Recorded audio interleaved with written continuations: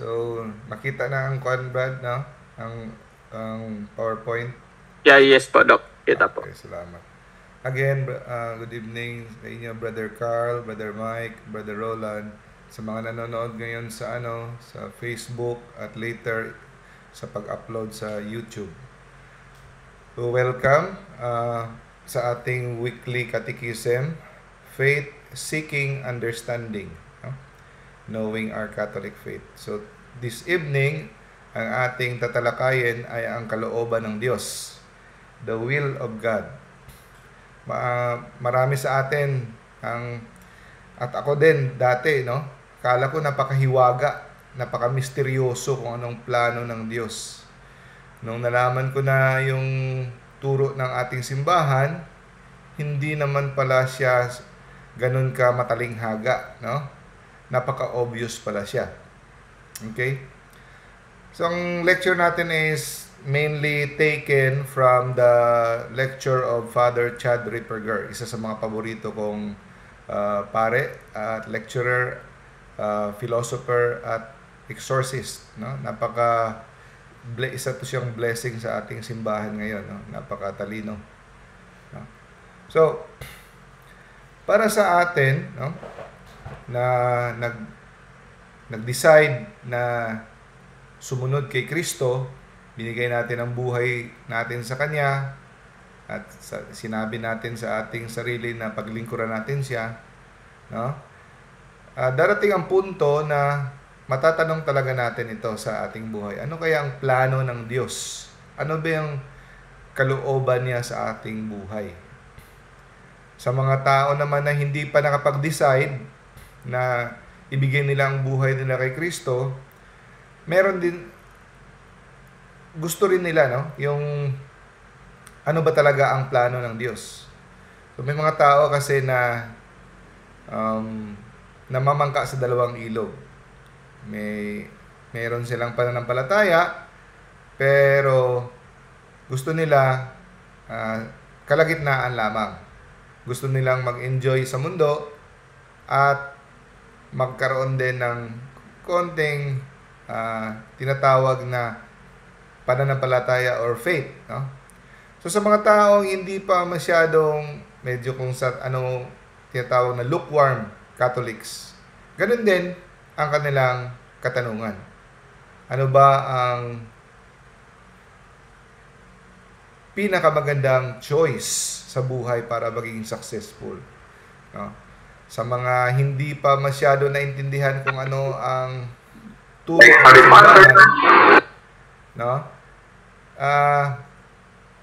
Para sa kanila, ang will ni God, ano kaya ang swak na business na kung ito yung susundin ko, magiging mayaman ako? Sino kaya ang soulmate or swak na pipiliin ko para maging happy ako? So, yung iba pa, masyadong dependent sa mga panaginip. May nakita akong ganitong sign na nakadikit sa dingding. May nag-iba ang kulay ng dingding. Yung iba, yung nanaginip ako ng may ganito. Maraming nagtatanong sa akin, ano bang ibig sabihin ng panaginip, no? Ang sinasagot ko sa kanila, hindi po ako expert sa panaginip. At actually, ang turo ng simbahan, huwag tayong masyadong maging attached kung anong meaning ng panaginip. Kasi, pag masyadong tayong attached, ito ay borderline na sa superstition. Gusto natin ng mga katanungan, ng mga instant na mga sagot galing sa Diyos. Si God, mga kapatid, sumasagot through nature, no? Grace builds upon nature through His church, through His commandments, through sa mga subtle na mga inspirations na nakukuha natin sa prayer, ha? So, para sa mga nakikinig ngayon at nag-i-expect na magbibigay ako ng formula na itong gawin mo at maririnig mo talaga ang boses ni Lord na magsasabi itong, so, madidisappoint kayo, no? So, walang hard and fast rule or formula na pag ito'y ginawa mo, maririnig mo talaga ang boses ni Lord. No? So, okay. Ito ang parating tinatanong natin. No? Anong plano ni Lord sa buhay ko? Okay? So, ito yung question na dapat lahat tayong mga Kristiyano dapat isang punto sa ating buhay sasagutin natin. No? Ang problema lang, marami sa atin hindi nagtatanong sa tanong na ito. Namumuhay lang tayo na parang walang direksyon, na namumuhay tayo na parate ang ating kalooban ang ating sinusunod. Hindi man lang natin tinatanong, no? So, pag ikaw ay nasa punto na tinatanong mo na kung ano ba talaga ang plano ni Lord, kasi bakit mo tinatanong kung ano ang plano ni Lord? Kasi gusto mo siyang sundin. Meaning, lumalalim na ang relasyon mo kay Lord. Hindi na yung kalooban mo. Pero pag hindi ka pa umaabot sa stage na yan, Katoliko nga, Kristiyano ka nga, pero mga kasiyahan lang parati iniisip mo, paano mag-enjoy, no? Paano mo makukuha yung pinaka-maximum na comfort or happiness in this life. So, kung hindi mo pa nagawa yan mga kapatid, no? So, this lecture is telling you ngayon, dapat mo malaman na kailangan mo nang mag-decide ngayon. Ha? Kailangan mong kailangan mong gawin na simulan mo na sabihin kay Lord na siya ang gagawin mong sentro sa buhay mo. Ang kanyang kalooban, ang kanyang plano sa buhay mo, ang gagawin mo mula ngayon ang sentro sa buhay mo. Yung paggagawa ng desisyon na ganito mga kapatid, to make His will, no, as the starting point of your life, na your will be done, hindi po ito optional. Hindi po ito pwede tayo mamimili na sabihin mo na para lang ito sa mga sobrang banal, gustong maging sikat na santo. No. Kung gusto mong makapasok sa langit mga kapatid, kailangan mo talaga itong gawin. Na gawin mo ang kaniyang kalooban bilang sentro sa buhay mo. Kasi pag hindi mo pa ito ginagawa, hindi ka makakapasok sa kaharian ng Diyos. Bakit? Ano ba ang misyon natin? Holiness. No? Ano ba yung holiness? Akala mo ba ang holiness yung may nakikita kang nakaluhod parate, nag-aayuno, mga ganun. Hindi po yun ang holiness. Ang holiness po, yung mga ginagawang pag-ayuno, pagdadasal, pagiging mabait, pagbibigay sa kapwa, mga ginagawa yon ng mga taong banal. Pero hindi yon ang definition ng holiness. Holiness is doing the will of God. Yan ang kabanalan. Sa bukang bibig parati ni Kristo mga kapatid, napansinin nyo. Sabi niya parati, I have come not to do my will, but to do the will of my Father. No? I have come, andito ako para hindi gawin ang aking kalooban, kundi gawin ang kalooban ng aking Ama. So, hindi pwedeng nabubuhay ka dito yung kalooban mo ang hinahanap mo. No? Your dreams come true. Dapat parati araw-araw mong tanungin ano ang kalooban niya sa iyo. Yan ay napaka-tamis, no? Na hangarin kung ano yung gusto niya sa buhay mo. Okay. So bago mo simulan ang misyon na yan, na tanungin kung ano ang plano ng Diyos sa buhay mo, no? Bago mo simulan yan, yung adventure na yan, una sa lahat, importante na dapat handa ka na gawin kung ano man ang plano niya sa iyo. So bago mo tanungin ano bang plano mo. So dapat una sa lahat handa ka na gawin kung malalaman mo kung ano ang plano niya sa buhay mo. Kasi walang kung sa Bisaya pa walay pulos, walang kahubuluhan na magtatanong-tanong ka ano bang plano niya, pero trial and error lang pala. So kung malaman mo na mahirap yung plano niya para sa buhay mo, di mo gagawin. So it is essential that you are willing to do whatever the Lord asks of you. So kahit hindi mo pa nalalaman ang sagot niya sa kung anong plano niya, dapat handa ka nang magsabi ng yes. Kagaya ni Mama Mary, hindi pa niya naiintindihan ng lubos kung anong sabihin ng sinabi ng anghel. Kaagad, sinabi niya na, I am the Lord's handmaid. Do unto me what your word has said. Fiat ni Mama Mary.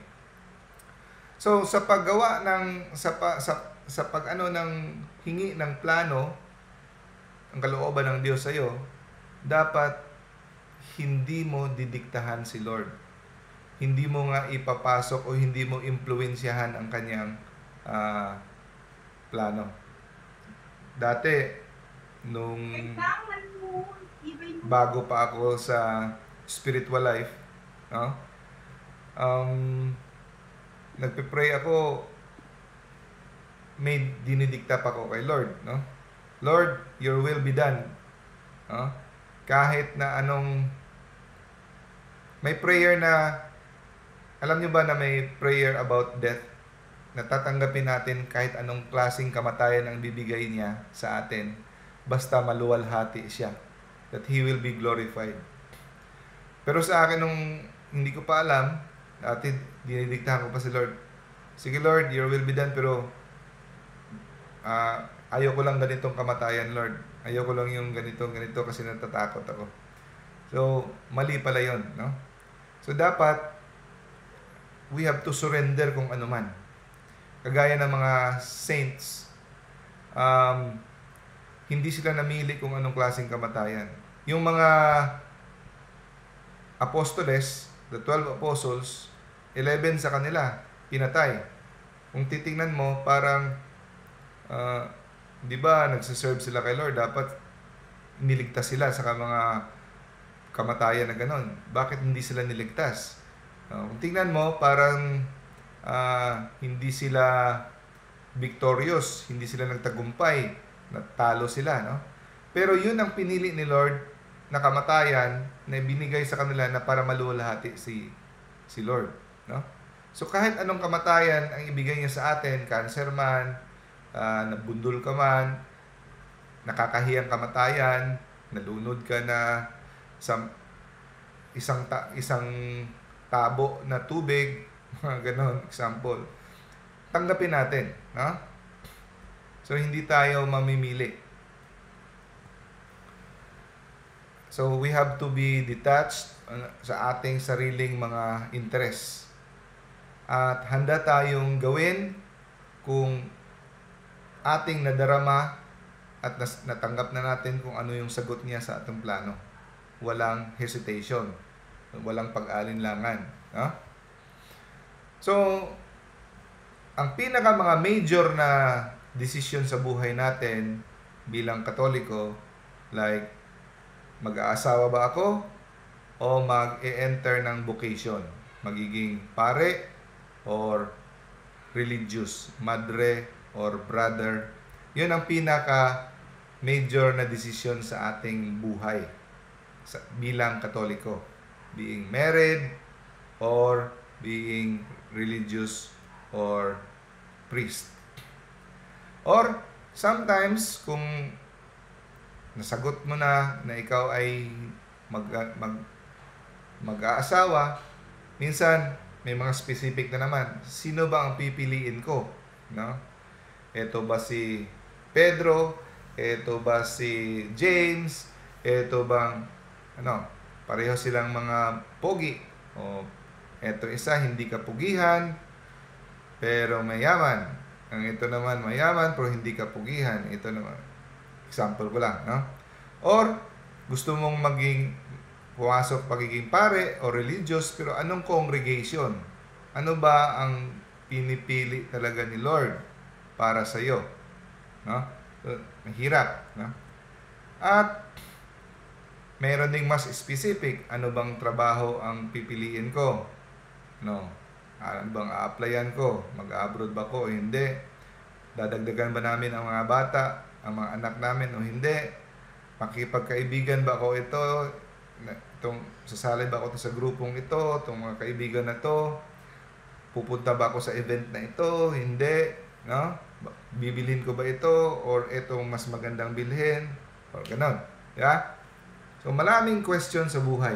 Life is full of choices, no? Kaya napaka-importante na malaman natin kung ano ang choice ni God. Mas madaling malaman ang choice ni God sa mga mga specific kung sa major decision alam natin. No?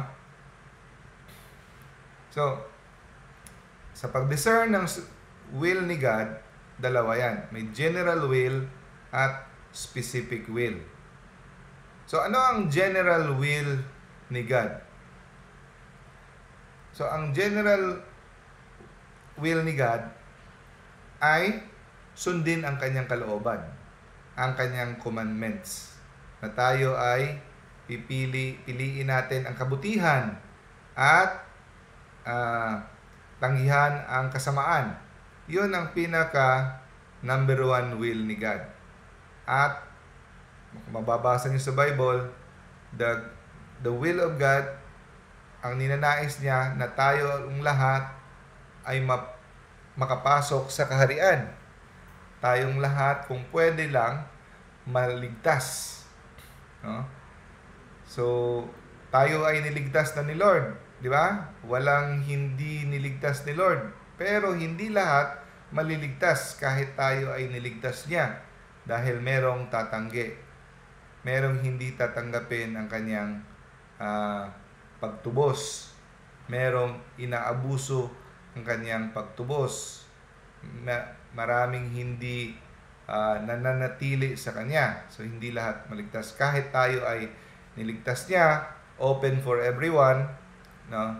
Hindi lahat maligtas. Pero ang number one na kalooban ng Diyos ay tayo ay makapiling niya ng walang hanggan sa kaharian niya. Yun ang number one na kalooban ni Lord. So, huwag natin kalimutan yan. So, yan ang general will. Pinaka number one. No? So, punta tayo mamaya sa specific will niya sa mga nitty-gritty na mga specific na mga desisyon. Pero ang pinakauna is gusto niya tayong makapiling ng walang hanggan. Lahat tayo kung pwede lang. So, meaning, kung gusto niya tayong makapiling, hinahangad niya na tayo ay maging banal. Okay? So, una, kung ikaw ay single ngayon or married, no? So, dapat mong gampanan ang iyong duty. No? Gampanan mo ang iyong duty in life. Like, kung married ka, alagaan mo yung mga anak mo, being a good husband. Okay? Or if you're single, be chaste. Meaning chaste, be pure. Hindi ka dapat nag-engage into sexual immorality. Yung tungkulin mo sa trabaho mo, gampanan mo ng maayos. Yung kung sa ano man ang duty mo, nurse ka man, guro ka man, magsasaka ka man. So, you have to fulfill your duty according to your state in life. That is the first thing that you do. No? So, i-fulfill mo kung ano man ang estado mo sa buhay. Okay. Seek holiness. That is sinabi natin kanina yan. Seek holiness meaning parati mong gawin kung ano yung gusto niya. So, anong gusto niya? Makikita natin sa commandments ni God. Makikita natin sa teaching sa Bible, sa simbahan. Ang simbahan ang guide sa kung anong tinuturo sa Biblia, no? Kasi kung ikaw lang ang mag-aaral ng Biblia na walang guide sa simbahan, maliligaw ka, no? Kasi maraming mga matalinghaga at hindi kaagad maintindihan sa Biblia. So, dyan pa lang, marami nang masasagot sa buhay mo. Sa pagsunod sa kanyang utos, sa Ten Commandments, sa mga teaching ng simbahan. Yun ang unang guide natin. So, pag sinunod mo yan, maraming mga bagay na automatic will fall into its place. Next, walang kalooban ng Diyos. Hindi kasama sa kalooban ng Diyos ang anumang bagay na kasalanan. Okay? So, tatanungin mo, samahan ko ba itong barkadang ito? Alam mo naman itong mga barkadang ito, mga basag-ulero, nag-watch ng pornography. So, dyan pa lang, alam mong yung trabaho yan, illegal. So, hindi mo na kailangan tanungin kung kalooban ba ng Diyos, papasok ako sa trabahong yan, ng trabaho yan ay illegal, kahalayan, magtatrabaho ka sa beer house, o sa mga ganon, magtitinda ka ng shabu, o panggagancho ang trabaho. So, walang mga bagay, hindi na kailangan na i-diskusyon yan. Automatic, hindi yan kasama sa kalooban ng Diyos. Okay? Now, sa mga bagay na hindi kasalanan, like for example, tinatanong natin, magbabakasyon tayo. Saan ba tayo magandang magbakasyon?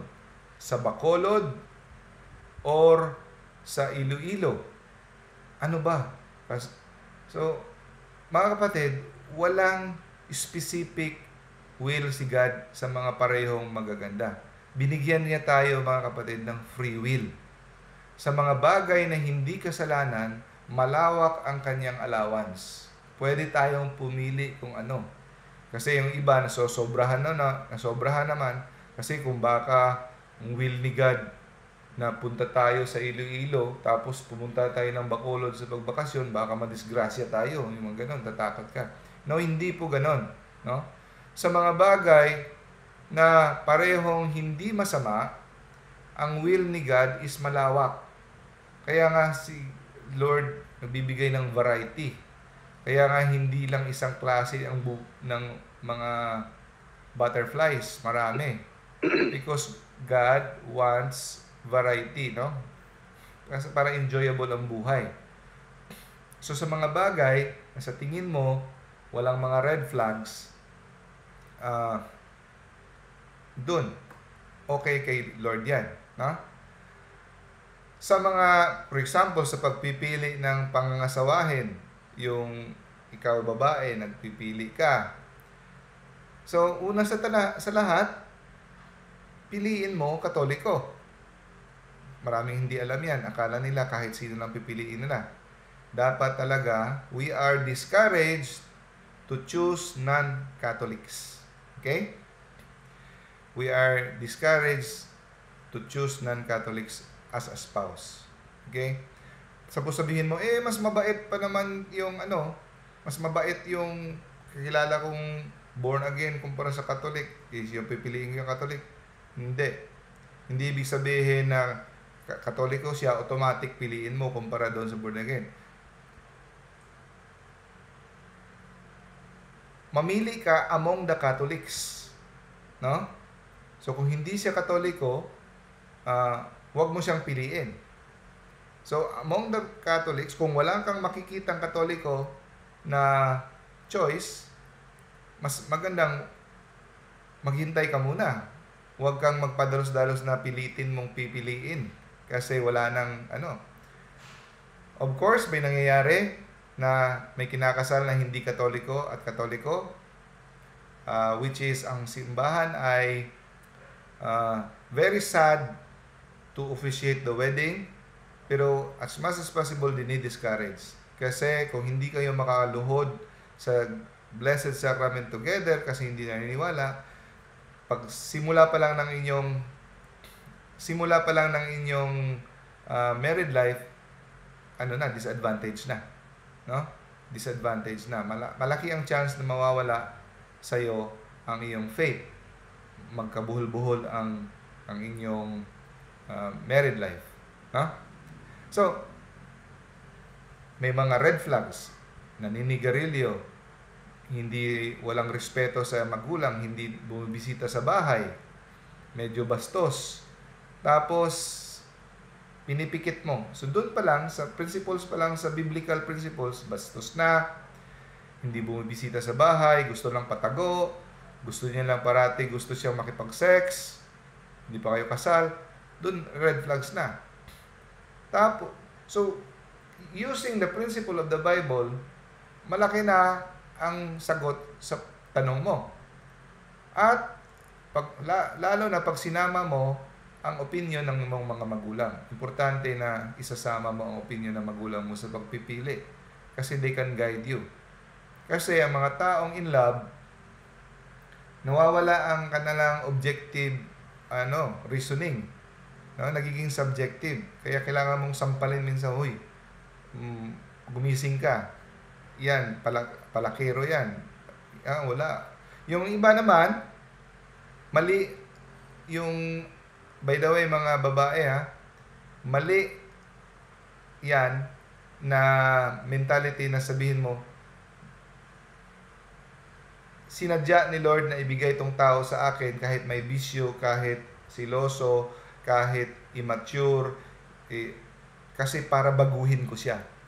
Binigay siya ni Lord sa akin para mission ko siya para baguhin. Mali po yan. No? Hindi mo mission ang magsalba. Mission mo ang magpalaki ng mga anak at magmamahalan kayo sa harap ng mga anak, sila lumaki na emotionally stable at magiging saints. Kung parati kayong nagbabangayan, paano kayo makakapag-raise up ng good children? No? So, may nangyayari na mga milagro na nababago, pero that is 1%. 99% of the time, hindi mo mababago ang tao at ikaw pa ang madadala. So, kailangan, when it comes to married life, stick to the principles of the biblical principles sa mga katangian na hindi mo dapat i-compromise. Okay. Now, it cannot be God's will if it fails regarding your duties of state of life. Anong ibig sabihin nito, mga kapatid? Hindi ito kalooban ng Diyos kung ito ay salungat sa state of life mo. For example, sabihin mo, gusto ni Lord na magpapasok ako sa pagkamadre. May lumapit kay Father Reperger. I feel I'm called to become a religious sister. Ano ka ba ngayon? May asawa at anak? Hindi pwede. No? Kung may asawa at anak ka, hindi galing kay God yan, na isasalungat niya kung ano ang state in life mo. No? Hindi pwede yan. Hindi ibig sabihin na because God is calling you for a deeper prayer life, magmamadre ka na. Diba? Lalo na at may asawa at anak ka, hindi niya kalooban na iiwan mo ang iyong mga anak at parati kang magpupunta sa mga malayong lugar at wala na silang guidance. No? At lalakas sila, walang guidance. No? So, at example din, hindi ka looban ng Diyos na papasok ka sa isang trabaho, ikaw ay babae, ikaw ay nanay, tapos iiwan mo buong araw ang anak mo sa daycare na sila ang mag-aalaga ng anak mo. Being a mother, it is your duty to take care of your children, to guide their spiritual upbringing. Ang sabi dito, without a sufficient reason. Ang ibig sabihin ng sufficient reason is kung mabigat talaga ang rason na kailangan mo talaga magtrabaho dahil wala kayong makain, excuse.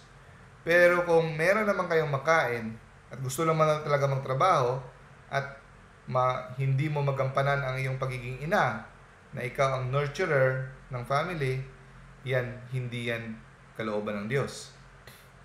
Ha?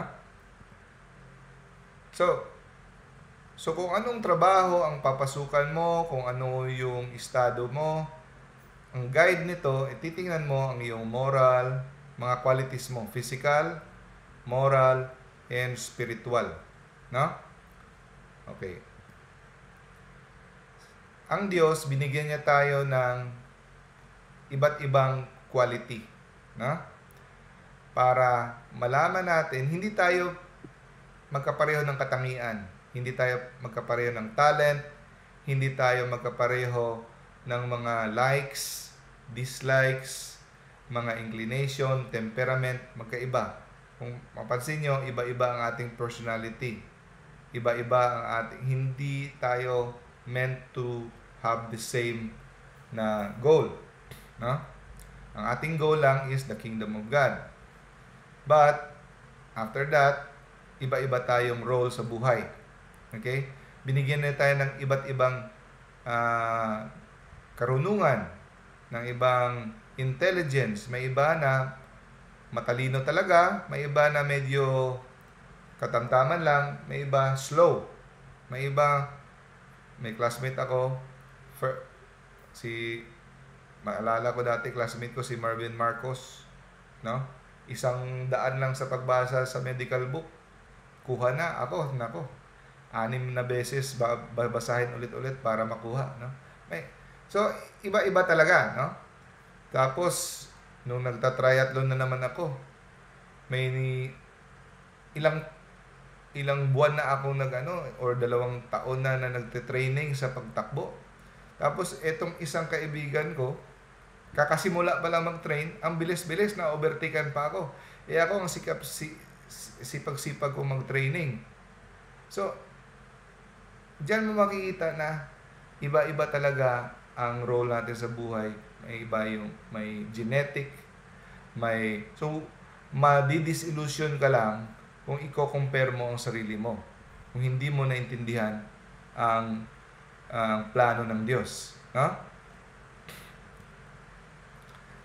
Etong tandaan natin mga kapatid, God does not make all people equal. Hindi tayo pare-pareho. May iba, kakain ng isang bandihadong kanin, araw-araw, hindi tumataba. May kaibigan ako, si Brad Rolly, malakas kumain pero hindi tumataba. May iba naman, ako example, makaamoy pa lang ng kanin, tumataba na. Iba-iba yung metabolism natin. Kaya wag mong i-compare, sabihin, ito, si 95 years old na, araw-araw kumakain ng humba, walang high blood. Wag mong itulad kasi merong taong magaling mag-metabolize ng ng fats. May tao na tinatawag na dyslipidemia, hindi magaling ang system niya ng fats, konting karne lang mag-high blood na. Kaya iba-iba tayo, no? So God does not make all people equal. Kasi ayaw ni Lord na lahat ng tao gumagawa ng parehong bagay. God wants variety. Okay? So, binibigyan kanya ng perfections, ng talents, intelligence, iba-iba kasi may mga gusto siyang ipagawa sa taong yan. Ito ay design siya for that. No? Like for example, may tao talaga na natural nila ang public speaking. Ikaw, kahit gusto mo mag-public speaking, pero hindi mo yan natural talent, ang gagawa mo para kang trying hard. Di ba? Na-realize ko, hindi talaga ako magaling sa public speaking. Magaling ako sa mga scripted, like ganito. No? Pag extemporaneous, mahirap. No? Tingnan nyo si Moses. Hindi siya utal-utal siya. Kaya sinuplayan siya ng tutulong sa kanya para magsalita sa harap ni Pharaoh. Hindi siya pinilit na gumaling siya magsalita kasi hindi naman talaga niya nature na magaling sumalita. Kaya pinasamahan siya ni Aaron kasi si Aaron magaling magsalita. So dito natin makita mga kapatid, nature grace builds upon nature, no? So may mga tao na napaka-manly, tapos endowed with the virtue of fortitude, mga matatapang, so mas bagay sila sa mga pagiging sundalo. May mga tao naman na hindi mga magaling mag-basketball, di ba? May iba tao na hindi talaga sila design sa pag-basketball. Pahawakin mo ng bola, parang ang lampa-lampa. Pero magaling sila sa mga nerd things, no? Mga computer. No? So hindi lahat. Minsan lang yan mga kapatid, yung jack of all trades na lahat ng talent sa kanila. Minsan lang yan. Mga 1% lang yan. Pero si Lord talaga, kanya-kanya tayong role sa buhay. Like for example, isang babae na matalino. So it could be, sign ito na tinatawag siya ni Lord na to teach other women to raise intelligent children in society.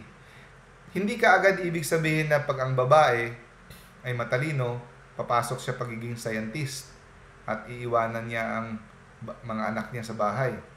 The role of women in God's design is to nurture the child at home. Yun talaga.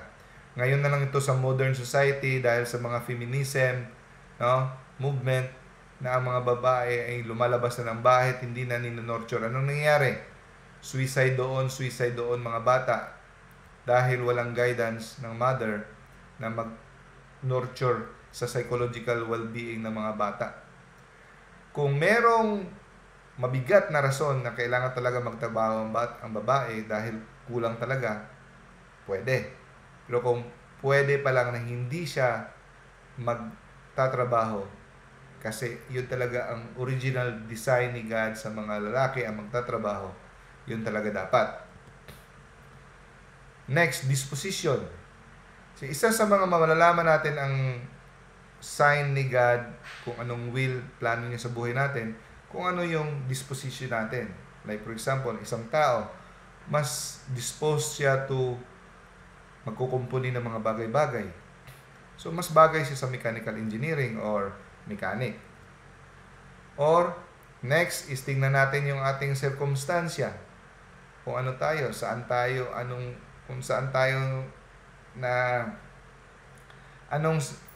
saang lugar tayo, nasa Pilipinas tayo, nasa squatter ka ba, nasa Manila ka, pinanganak ka sa ganong sitwasyon. So, tingnan mo yung sitwasyon mo, hindi ka mangarap ng napakalayo sa tingin mo na ito ang will ni God, pero ang layo sa circumstansya mo. Okay? So, iba-iba tayo ng circumstansya, hindi pareho. Kaya hindi totoo na lahat ng tao dapat yayaman. Kasi ang sinasabi ng iba, kasalanan nila yan kung bakit hindi sila mayaman. No, mali yan. Kasi iba't ibang tao pinanganak sa iba't ibang sirkumstansya. Yung iba, konti na lang ang gagawin nila, yayaman na sila. Kasi may mga koneksyon, nakapag-eskwela sa private school, marami silang friends sa mga Chinese, maraming koneksyon. So yung taong pinanganak sa squatter, ang laki-laki pa ng kanyang kakayurin para maabot yung kagaya ng estado ng isang yon. Kaya wag mong sabihin na kasalanan niya kung bakit siya mahirap. No? Ba't ibang sirkumstansya? No?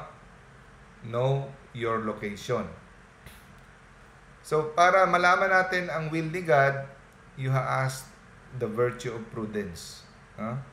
So, that is the four cardinal virtue. Prudence, justice, fortitude, temperance. You ask the Holy Spirit for prudence.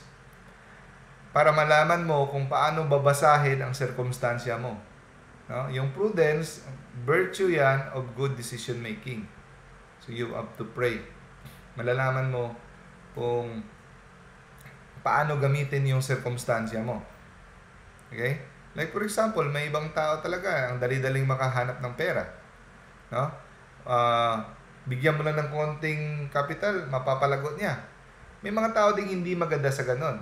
May mga nababagay na magmamanage lang sila ng family business, yun lang. Susundin lang nila, hindi sila entrepreneur. Mga ganon. Hindi mo i-compare, no? So, yung pag ito ang pinili mo, kahit hindi maraming pera ang makukuha mo, meaning hindi ka magnenegosyo, mas maraming pera ang makukuha mo doon kumpara sa pagbabantay lang ng inyong family business, hindi ganun kadami ang magiging pera mo. Pero sa tingin mo, mas nakakatulong ito sa inyong community, so ito yung pipiliin mo. Okay. Sabi ni Father Chad, it is not God's will na hindi niya kalooban na lahat tayo ay magiging mayaman. Okay? Ang mga taong mayaman, pinili ng Diyos, yan. May mga taong hindi talaga dapat yayaman. So sa mga mayayaman, malaki ang responsibilidad ng mga mayayaman. Mission yan. No? Malaki. Sisingilin sila ni Lord. Kung binahagi ba nila, ginamit ba nila ito para sa kaharian ng Diyos. Matthew chapter 26 verse 11, sabi ni Jesus, you will always have poor among you, but you will not always have me. No? So, may mga tao talaga na hindi naman kalooban ng Diyos na sila yayaman, pero pwede mong pilitin. Pwede mong pilitin. Suwayin mo ang kalooban ng Diyos sa pamamagitan ng paggawa ng mga illegal, mga nanggugulang ka, no? Or kahit hindi niya kalooban na ikaw ay magiging mayaman, yayaman ka sa tulong ng dyablo. Yun, pwede mo yan gawin. So, suwayin mo ang kalooban ng Diyos. Pero sa mga taong kalooban talaga, plano talaga ni Lord na mayayaman sila, hindi naman nila pinilit, ginawa lang nila ang kanilang buong makakaya sa pagtrabaho, kusa na lang may mga oportunidad at sirkumstansya na naging mayaman sila.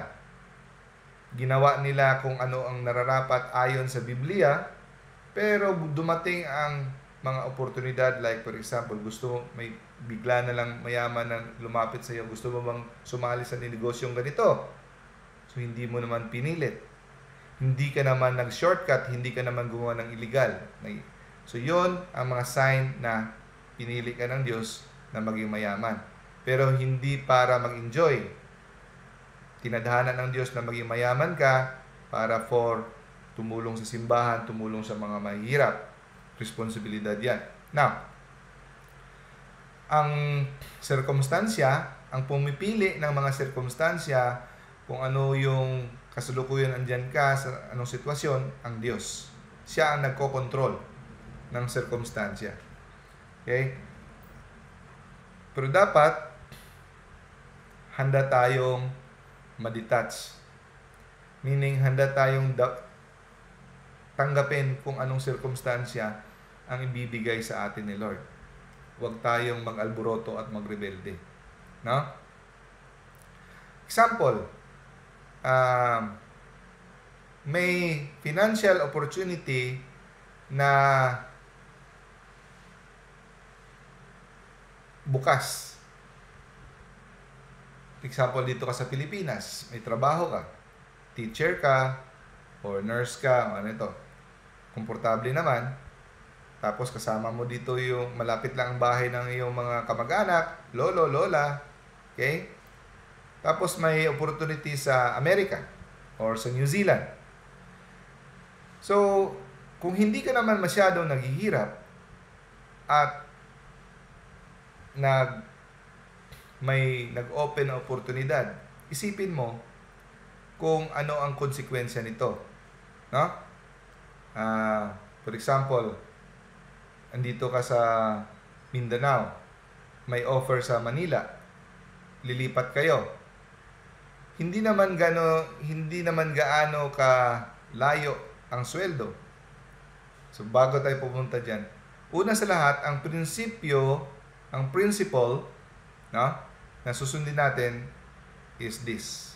Napaka-importante ng slide na ito. Titingnan mo ko ang spiritual welfare ng lahat ng involved. Example, sa pag-decide kung i-grab mo ba itong trabaho sa Manila or sa Amerika at lilipat kayo buong pamilya. Tingnan mo ang spiritual welfare ng iyong membro ng pamilya. Kung ito maapektuhan ba ang kanilang spiritual life. So that is the top priority sa pag-decide ng will ni God. The spiritual welfare of people is the top priority. Kung sa tingin mo, kung aalis ka, mawawalan ng father figure ang pamilya mo, pwede kayong magkakahiwalay dahil baka matukso ang asawa mo, madedestroy ang family niyo, it's not worth it. Di ba? Ang maalala ko sa example na ito, si Brother Tata. Kilala niyo si Brother Tata Rosal. May kanya opportunity na tatanggapin niya ang sa abroad sa Dubai. Magtatrabaho siya doon as waiter, malaking sweldo. Dito, katrabaho siya sa DXDD, medyo maliit ang sweldo. So naghingi siya ng advice sa mga pare. Ang advice sa kanya, dito ka na lang, hindi ka naman naghihirap at tutulungan ka talaga ni Lord. Tutulungan ka ni Lord. So, it was a big decision, no? Kasi malaki ang opportunity sa Dubai, no? Dito, medyo maliit lang talaga ang sweldo. Medyo barely enough, no? Pero sinunod yung advice na kasi paano na lang yung mga ministry, no? Kasi si Brad Tata magaling sa apologetics, mga Bible study, nagkakandak. Marami siyang natutulungan dito, no? So mawawala yon for the sake of money, may chance pa na hindi niya mag-guide yung mga anak niya. True enough, no? Hindi siya tumuloy, pinili niya ang pamilya niya. Kahit yung sahod niya hindi kayang makatustos ng 2 college, pero naging scholar ang anak niya. 2 anak niya scholar. Hindi ko na sa detalye. Yung anak niya nakapag-graduate ng engineer cum laude. No? Yung anak niyang nurse ngayon, graduating. No? Pero, so diyan makikita mga kapatid, it's not all about money. No? Pinili niya yung ministry niya at yung hindi ka pababayaan ni Lord. Kasi ang family mga kapatid, it's not really meant to separate na malayo. Malaki ang tukso, malaki ang wala kang guidance, malaki ang mga bata na walang guidance ng ama o ina. No? So, opposite na naman na example, for example, kung ang pagigibang bayan o magigibang lungsod ito ay magbibigay sa inyo ng oportunidad na yung misis ay mananatili ng bahay kasi malaki na ang sweldo nyo, hindi na siya kailangang trabaho. So it is a sign that it is from God, no? Kasi mas magiging magkaisa ang inyong anak. So isa rin sa mga dapat nating isipin sa pagdidesisyon, always maganda na malapit tayo sa mga pamilya natin like lolo, lola, kasi yung mga extended family, nakakatulong yan sa psychological support. Kumpara sa malayo pa sa isang lugar na walang tita, tito, walang lolo, lola, so you feel lonely. Isa rin yan sa malaking impact. Okay. So, also tingnan din natin ang specific graces na binigay sa atin, depending sa circumstance. May iba na binibigyan si Lord na mas malaking grasya sa isa ibang tao. Binibigay niya ito dahil may mission siya na ibibigay na mas mabigat sa taong yan. So, dapat nating tanggapin yan. Hindi tayo dapat mainggit. Okay? Sad to say, may ibang tao na binigyan ng grasya, mas malaking grasya, pero hindi nila sinusuklian ng cooperation. They do not cooperate to the graces. They do not respond to the graces. So, sinasayang ang iba. Next, tingnan natin ang inclination sa grace. For example, ang isang family is called to be more prayerful rather than social action. So, depende sa mission. May iba, hindi ibig sabihin na hindi ang isang pamilya dahil pinili for social action, hindi siya magpipray. No. Lahat tayo dapat magpipray. Pero ito, isang pamilya na ito are called to more of prayer warriors. Mas more sila sa prayer kumpara sa social action. They are gifted to that. No? Tingnan din natin ang ating dislikes and likes and dislikes. No? Pero hindi ito absolute na rule, yung like and dislike. Kasi minsan, may mga duty tayo na gagampanan, na gagawin, na pipilitin natin ang ating sarili kahit hindi natin gusto. For example, sa pagsasakripisyo, sa pagserbisyo sa mga tao, minsan hindi natin gusto. Hindi ibig sabihin na hindi natin gusto, hindi natin gagawin. So, hindi yan always ng ironclad rule. Okay? Now, the more you become holy, the more you become close to God. The more na ikaw ang spiritual life mo umaangat, no? The more you want to fulfill God's will. No? Anong ibig sabihin? Kagaya ko, may mga bagay na dati ayaw ko, pero ngayon gusto ko na. Yung mga, like for example, prayer, mga paggagawa ng mga bagay tungkol sa simbahan, at may mga bagay na gustong-gusto mo dati na mga kasiyahan sa mundo, ngayon ayaw mo na. So, gaya ng sinabi ni Saint Augustine, love God and do what you want. Ano ibig sabihin yan? Hindi ibig sabihin yan ng gawin mo kahit anong gusto mo. Ang ibig sabihin ng love God and do what you want, parang pareho lang yan sa sinabi ni Saint Teresa of Little Flower na since I love the will of God, God gives me whatever I want. So parang kagaya rin yan sa ibig sabihin. Ang ibig sabihin nito, mahalin mo ang Diyos at gawin mo kahit anong gusto mo. Ang ibig sabihin yan, pag totoong mahal mo ang Diyos, at kung totoong ang Espiritu Santo ay nasa puso mo, automatic, gagawin mo anong gusto ng Diyos. So, ano yung gusto ng Diyos, yun rin ang gusto mo. No? So, the more you get closer to God, the more gusto mo na ang iyong mga gawain ng Diyos. Kasi nung malayo ka pa kay Lord, yung mga gusto ng Diyos, hindi mo pa gusto. Di ba? Parang nag-aalboroto ka pa sa mga gawain. Dati, kagaya ng isang tao nagtatanong sa akin, bakit ba pinagbabawalan ni Lord ang manood ng pornography? Nagagalit siya kay Lord. No? May nagme-message sa akin. Kasi bakit ba Pero, hindi pa niya naiintindihan. Bakit ba pinagbabawal ang masturbation? Tinatanong niya sa akin. No? Tapos, so, hindi pa niya maintindihan kung bakit.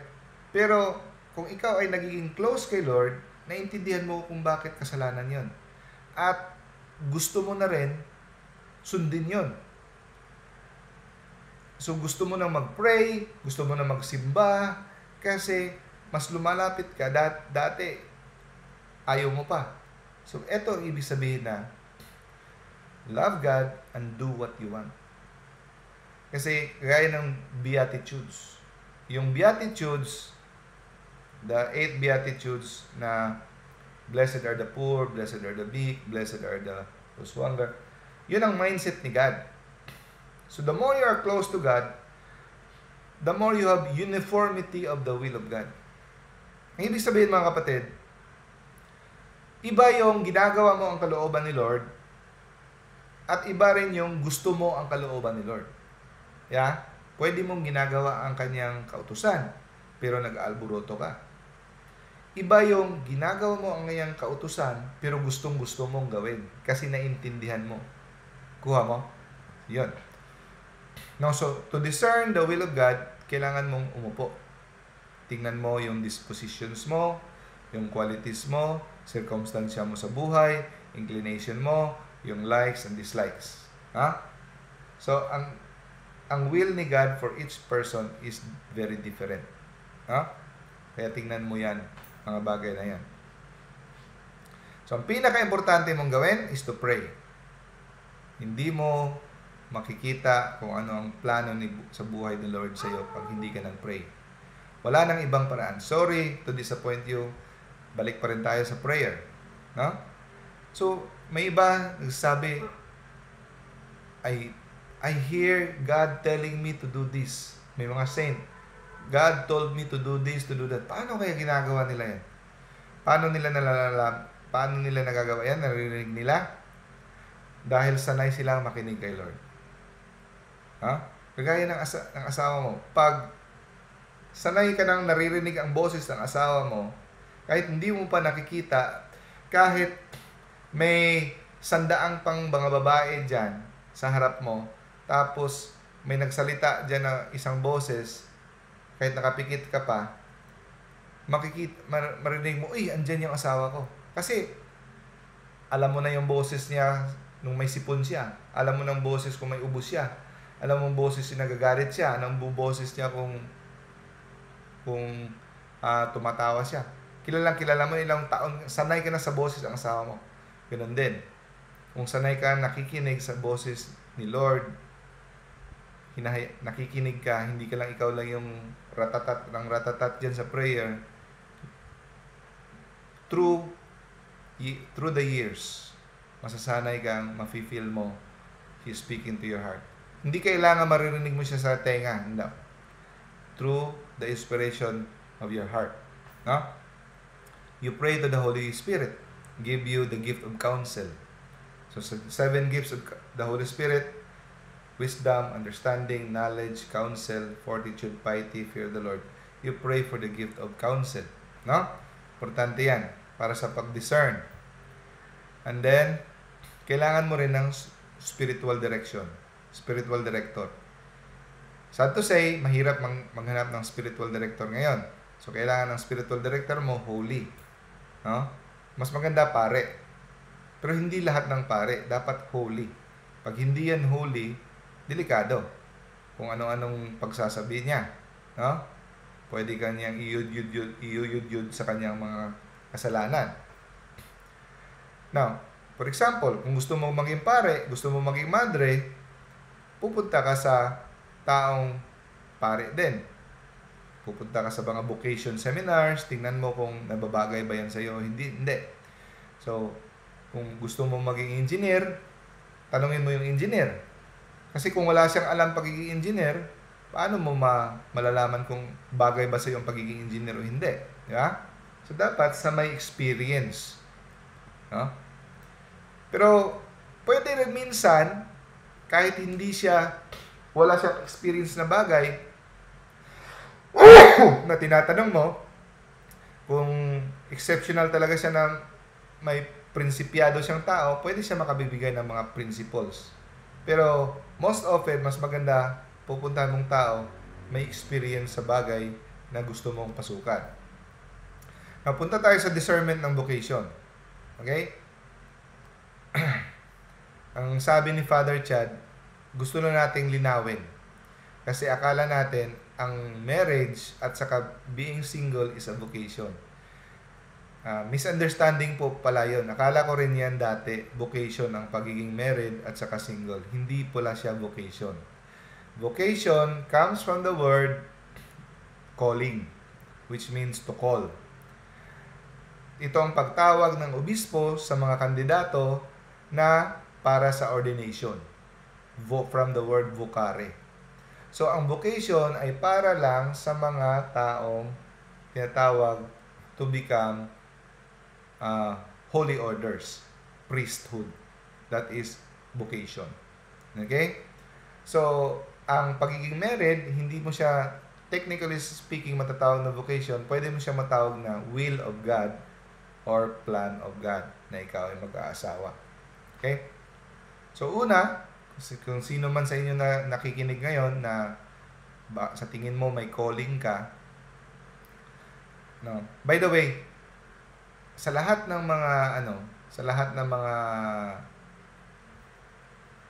binata, before ka mag-asawa, ang una mong tatanungin dapat ay, may calling ba ako sa pagiging pare? So, hindi yan, may calling ba ako? So, kung wala kang calling sa pagiging pare, dyan, pwede ka mag-asawa. So, hindi ka dapat mag-asawa kung hindi mo natanong yan. Tanungin mo dapat kasi maraming nag-aasawa na hindi nila binigyan ng panahon na tanungin ang sarili nila, tinatawag ba ako ni Lord na maging pare? Nag-aasawa lang bigla, kaya nagkawindang-windang ang buhay. Tinatawag pala sila ni Lord for priesthood. Now, so mga sign na ikaw ay may calling for vocation is dapat wala kang canonical impediments. Wala kang asawa. Wala kang dapat physically fit ka. Pag hindi ka physically fit, masakitin ka, na parati kang na hospital, hindi ka called for priesthood. No? At wala kang enough intelligence. And you slow ka masyado. So, hindi pala pwede ang sobrang slow. No? Tapos sabihin mo, di ba si Saint Joseph of Cupertino, hindi naman siya masyadong mga exceptional to the rules yan. No? Pero ang normal na rules, dapat may enough kang na intelligence. Dahil ang pagiging pare ay kailangan ng certain intelligence. Totoo, may mga brothers, mga religious na tinatanggap na hindi masyadong matalino, pero kailangan may enough ka na IQ kasi pag ikaw ay maging pare na, people will be asking hard questions. At pag hindi mo nasagot yan, paano ka magiging guide? At dapat wala kang grave moral defect. So, hindi ka klepto, hindi ka homosexual tendency, no? Wala kang solitary sin of pride or ambition or medyo mabilis yung kamay mo, malikot ang kamay. Mga example yan ng grave defects. Kasi, to be a priest, kailangan mong maging spiritual father. So, kung may homosexual tendency ka, may homosexual ka, hindi mo naintindihan, may psychological defect na hindi mo maintindihan kung anong proper ng fatherhood. Kasi hindi mo naintindihan ang masculinity, sabi ni Father Chad. No? So dapat wag mong pilitin ang sarili mo na pumasok sa pagiging pare kung may homosexual tendency ka. No? Or na-act out mo. Kasi yung iba, ginagawa na lang nilang excuse ang pagkapare dahil hindi nila type ang mga babae. So, magpapare na lang sila. Yun pala ang mangbibiktima sila sa loob. At worse, mangbibiktima sila ng mga parokyano o mga altar boys. So, doon sila maghahasik ng lagim. So, if you have grave defect like that, you have no calling. No? Dapat meron ka ring spiritual qualities like spirit of prayer, spirit of self-denial and fortification. Pag meron kang ganyan, pwedeng may calling ka. At kung wala ka mang spirit of prayer, self-denial, fortification sa pagkangayon, sa kasalukuyan, pwede mo yung ma-develop. Pero kung wala ka talagang chance na ma-develop mong mga qualities na yan, baka wala kang calling. No? So, dapat meron ka rin kayang mong maging celibate, na kontrolin ang sarili mo, na magiging banayad tungkol sa sexualidad, na makontrol mo na hindi mag-engage into sexual activities. So, sa tingin kung wala kang, hindi mo makokontrol at ikaw ay naglalagablab sa loob, mas mabuti mag-asawa ka na lang. No? Sabi sa 1 Corinthians chapter 7 verse 9, "But if they cannot control themselves, they should marry, for it is better to marry than to burn with passion." Okay? Dapat yung mga kandidato sa pagiging pare, they should have a spirit of obedience. So, pag hindi ka marunong magsunod, puro kung sarili mo ang nasusunod, then you don't have a calling. Tapos kung ikaw ay heretic, hindi mo matanggap ang turo ng simbahan, nagdududa ka sa turo ng simbahan, hindi mo talaga matanggap, wala kang calling. Dapat you have orthodoxy. Dapat willing ka rin na gawin kung anong pinapagawa ng vocation. Dapat interesado ka mag-celebrate ng mass, interesado kang magpakumpisal, interesado ka mag-give ng spiritual direction. Kasi kung hindi ka interesado sa mga bagay na ganon, di paano ka magiging pare? Kasi yun ang gagawin mo. Di ba? Gusto mo lang maging pare dahil sa posisyon, gusto mo maging pare dahil eto na lang yung ano mo, eto na lang yung paraan mo makaahon sa kahirapan. So, mali yan. Wala kang calling. At, for example, papasok sa pagiging religious, pagiging pare, dapat handa kang sundin kung ano ang kanilang rules. At wala kang balak na baguhin ang kanilang rules kung nasa loob ka na. May mga iba kasi, papasok ako, pero pag papasok ko, ganito na, pare na ako, o ganito, babaguhin ko yan. So, dapat hindi ganon. Tapos, dapat may katangian ka para magampanan mo ang kanilang apostolate. For example, yung apostolate ng religious na papasukan mo, parating matutulog sa labas, magka-camping, kasi mahirap ang buhay. Hindi ka sanay sa mga ganon, na mga walang aircon, walang electric fan, sa mga tent lang. So, hindi ka pwede doon. No? So, lahat ng order, religious order, may mga ka-reason. Tingnan mo yung inclination mo, yung mga disposition mo, kung nababagay ba. No? At, pinaka-importante, dapat kung papasok ka sa religious or mga orders, ang rason mo is God alone. Hindi personal ambition, hindi dahil magmumukha kang pogi sa sutana, hindi dahil ganito, dapat si God ang pagsiservisyohan mo. Kasi kung hindi si God, then it's not a calling. No? Next.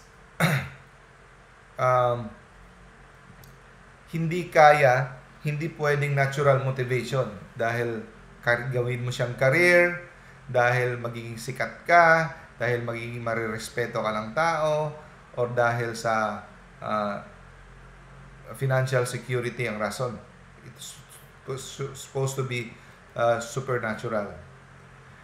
Sa mga madre naman, sa mga religious, may kasabihan. May kasabihan na you cannot have more than one woman at a house. So, dapat malalaman mo, pag ikaw ay babae, papasok ka sa pagiging religious or sa convent, dapat malaman mo na sa isang babae na magsasama sa isang bubong, napakahirap yun. Dapat isa lang alang mo na yan. Kasi, for example, di ba? May kasabihan na yung wife at saka mother-in-law, di ba, parating ginagawa ng biro yan, mahirap talagang pagsasamahin ang dalawang babae sa isang bubong. Kasi, kahit anong bait pa niyan, minsan magko-conflict dahil sa mga personal decision. No?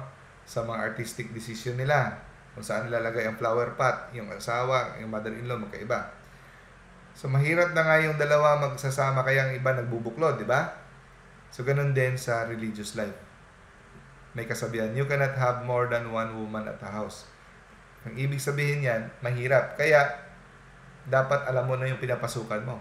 Na mag-a-adjust ka sa mga ugali ng kasamahan mong mga madre. So, kung hindi mo kayang makisama sa mga ugali ng mga kasama mong mga babae, so baka wala kang calling. No? It also applies to men. Kung hindi mo rin kaya makikisama sa kasamahan mong mga seminarista, so baka wala kang calling. Pero hindi ganun kahirap sa mga lalaki. Kasi sa mga lalaki, generally, mas madali sa atin makisama, makahilubilo sa kapwa lalaki. Mas mahirap yung sa mga babae. No? So, pag ikaw ay tinanggihan, no? Na hindi ka pinapasok sa seminaryo, or ikaw naman ang spiritual director sa isang seminaryo, huwag kang makonsensya na tinanggihan mo isang tao kung wala siyang mga katangiang yon. Kasi, hindi ka dapat makonsensya na you turn him down. Kasi, mas maawa ka kung tanggapin mo siya. Kasi hindi kalooban ng Diyos, hindi plano ng Diyos na may vocation siya, tapos tinanggap mo siya. No? Kasi may ibang plano si God para sa kanya, sa labas ng seminaryo. No? Tungkol naman sa single state, paano naman yung single state? Alam natin hindi vocation ang single state. So, ang general, natural, no, sa natural law, no, either magiging pare ka or mag-aasawa ka. Yun ang natural order. Pero, may malaking pero. Pwede rin, posible rin, na ang kalooban at plano ng Diyos sa iyo ay hindi magiging pare at hindi magiging madre. Ang plano ng Diyos sa iyo ay hindi mag-aasawa. Pwede rin. Pero ang natural order sana, either magpapare ka or mag-aasawa. Pero may mga sirkumstansya talaga na hindi ka talaga makakapag-asawa kahit gusto mo sana. Dahil sa trabaho mo, dahil sa temperament mo, dahil sa itsura mo, or hindi ka talaga nakakita ng suitable na nababagay sa iyo. Hindi ka talaga, or hindi ka napili. May mga ganun talaga. Hindi mo pwedeng ipilit yan. No? Respetuhin natin ang kalooban ng Diyos. Hindi mo pwedeng ipilit na mag-aasawa. Ang yung iba, pinipilit na magkaanak. So, nagpapabuntis kahit walang asawa. Kasi, ang gusto lang nila kung ano ang gusto nila. Hindi nila tinatanong ano ang plano ng Diyos. By hook or by crook, gusto ko magkaanak. Kaya nagpapabuntis. That is mortal sin, di ba? So, pwede rin na kung matagal ka ng single, pwede rin yan na baka tinatawag ka rin ni Lord na maging madre or brother. Pero hindi sa lahat ng panahon. Okay? So, anong gagawin ng mga single? Ang sa advice ni St. Paul, they should devote themselves to unceasing prayer, fulfill their duties in life. They should be prayerful at gampanan ang kanilang duty in life. Kung pwede, parati nilang tutulungan ang mga activities sa simbahan. Kahit hindi sila formal na enroll or structure na kasapi sa mga kung anong grupo, basta always ready silang tumulong sa mga gawain sa simbahan. So, yung mga single, to all the singles out there, you should be prayerful always. You should always be willing to help the church, extend your service to the church, no? And devote themselves towards the life of virtue, spiritual perfection.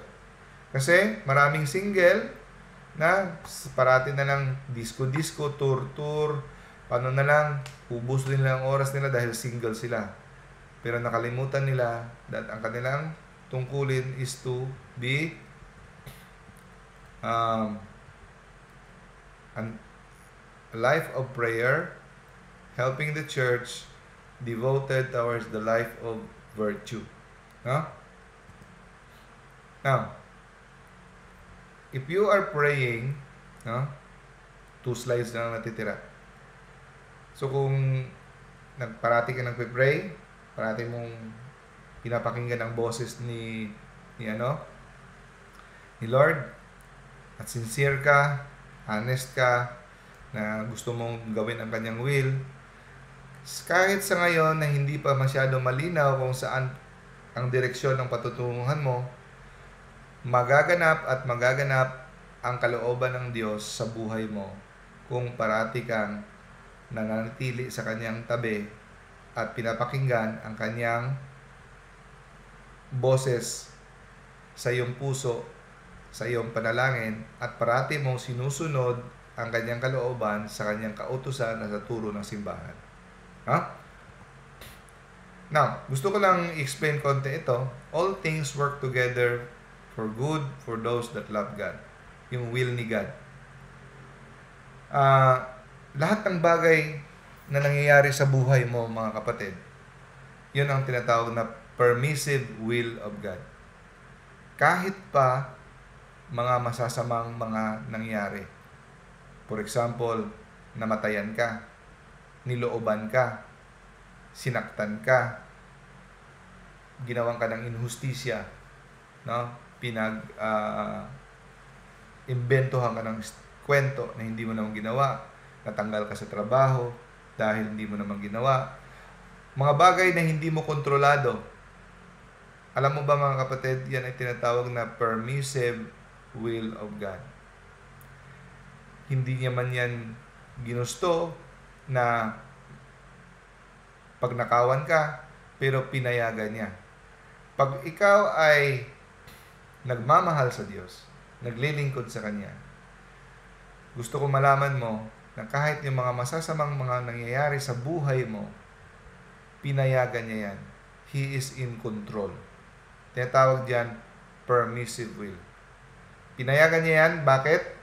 Kasi sa dulo niyan, may magandang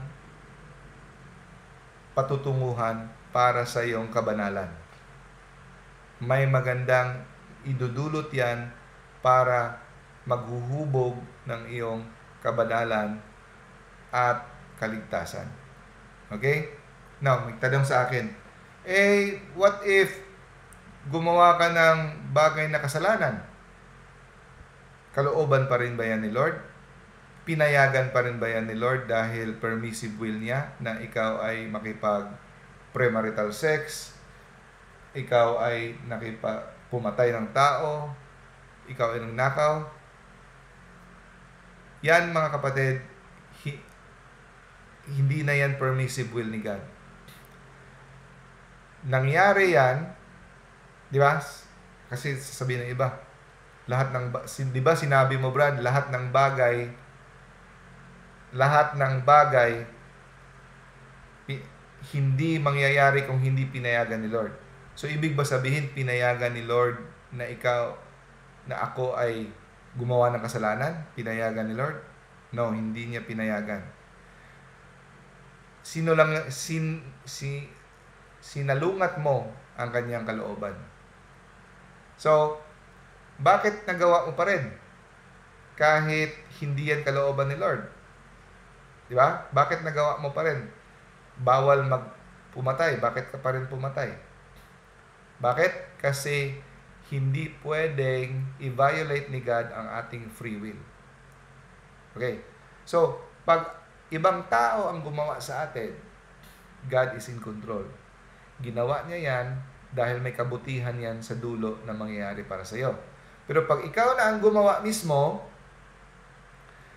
pwedeng mamatay ka sa kasalanan at ikaw ay hindi maliligtas. Kasi ikaw na ang gumawa. Kuha ninyo?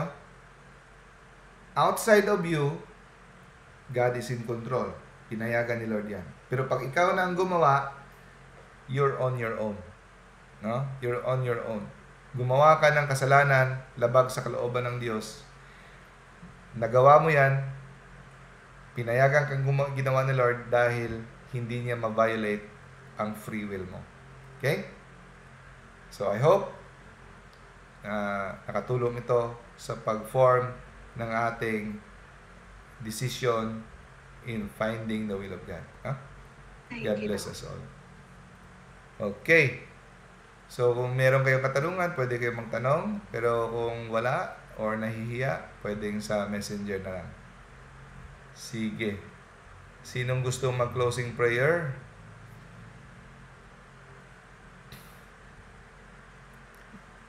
Yun. Sinong hindi? Brother Naven, gusto mo mag-open closing prayer? O nakabukas ang microphone ni Sis Dalia. Sis Dalia, gusto mo? Closing prayer? Closing Okay prayer, lang, bro. sis? Nag-ano ko ng Spirit. Okay. In the name of the Father, and of the Son, and the Holy Spirit. Amen.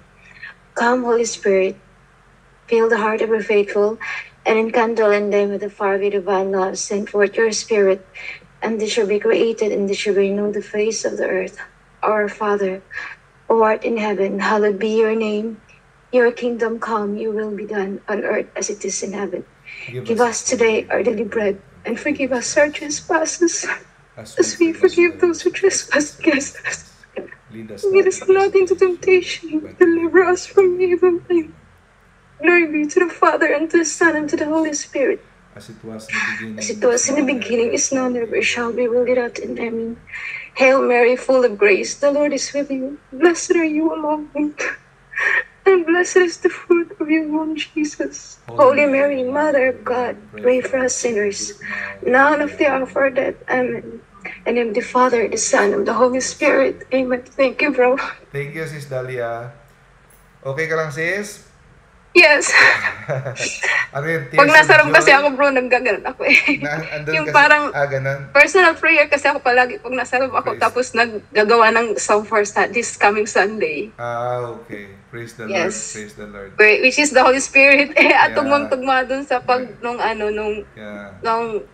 about sa Holy Spirit. Natutugma siya dun sa sa paggawa ko ng chord. Wow. Praise the Lord. While listening to you, I was making also the chord. Kasi yun yung musician binigay ka sa pala, akin. sis? Musician ka? Yeah, nagli-lead po ako ng Ng worship? ng choir po. Good. Wow. Sa cathedral dito po sa Macau. Wow. Okay. Yeah, here in Macau, actually, marami akong church na mga masses na, so every Saturday and Sunday, Oo. I was really busy, but yung oras ko na lang yung inaano ko sa Lord. At Praise least, the Lord. yeah, we're trying to, Galing. live, thank you bro sa sa inspiring kasi parang it really helps me. Kaya ako naiyak. Yung mo, Praise the Lord. yung Masarap ng feeling na tutugma sa ni Lord, no? Ng Holy Spirit. yes po. Thank you. Thank you, sis. God bless you. Okay. God bless us. God bless. So, brothers and sisters, sino hindi ko nag-greet kanina? Brother Gerson, Brother Dino, Sis Cheryl, Brother Nabin. Hello, good evening. Okay, so thank you for attending. Extra points kayo kay Lord. Pagkatsaga dito, God bless. Thank you din, nanonood sa Doc. Facebook. God bless Thank you. you. See you next week. See you. Bye-bye. God bless.